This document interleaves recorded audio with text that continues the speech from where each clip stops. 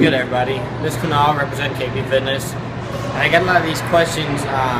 Actually, one of my friends got injured doing squats, and I've gotten a few questions on like the proper form to do squats and everything like that, and just kind of give a brief overview of everything. So I decided I'm going to go ahead and do this before I start my leg day. So first thing, I usually don't like to squat in a rack like this.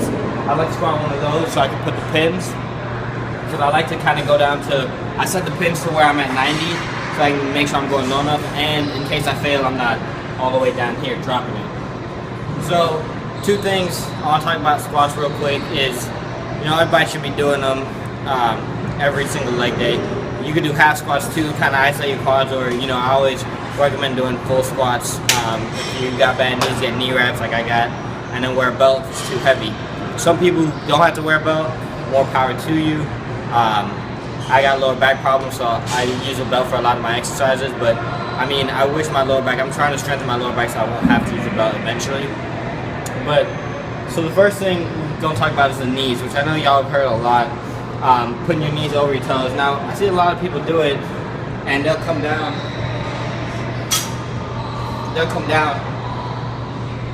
right here, and this will be fine. You see my knees are a little bit over my toes. Lots of people, they kind of lean forward, take all the pressure off their heels too, and then they start pushing with their toes and stuff. And that's where the problem lies. Because if you're going forward even like this without any weight, you can feel the strain on the tendon. And then the second thing I want to talk about, which just reminded me, is I know a lot of people, they like to go maybe like a narrow stance, like this, try to isolate their quads. And I feel like it's okay if you want to do this, go a little bit lighter, but me personally, I've learned to squat, and how I feel like the best way to squat is you kind of go with an athletic stance, toes a little bit out, not too much, kind of shoulder width,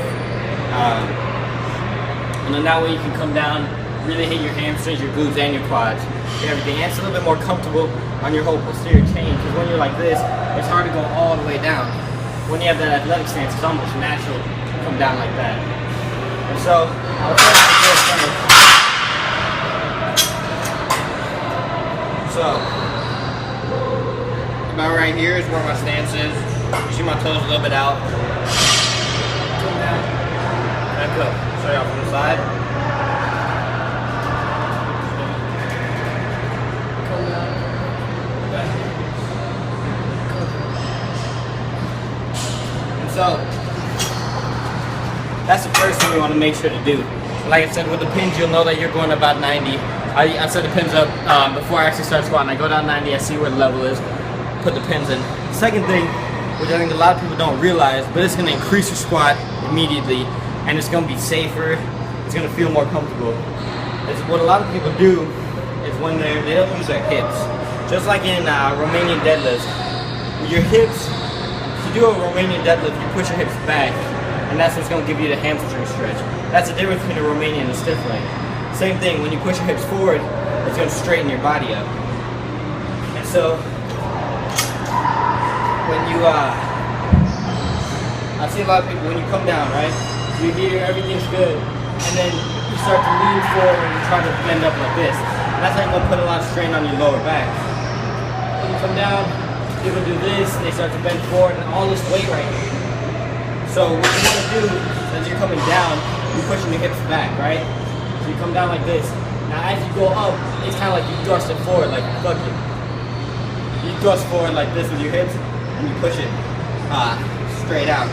That way you come down here, you push forward. You come down, push forward. That way you take the strain off your lower back, for one. It's not going like this. And two, it's going to help you squat more, because that's where it's coming from, right here from your hips. Straight down, push up like that. Up like that. So that's the two things I want to touch on, guys. If you have any questions, let me know if I can demonstrate it better. But I just really want to talk about your knees, not going over, squatting with the pin so you go to parallel, and then the hips is a big thing. I used to do the same thing that I was just talking about, put a lot of strain on my lower back. Now I use a belt, like I said, because I think how I used to work out earlier, before I really learned a lot, was how I injured myself. But now, once you start using your hips, you realize with your deadlifts and with your squats, that's really going to help you increase your weight. You'll feel more comfortable and you're just working more muscles like that. So as always, comment, like, and subscribe. Email all your training and nutrition questions, email in the description below, and go ahead and follow on Twitter, Instagram, and check out the Facebook page. Alright guys, later.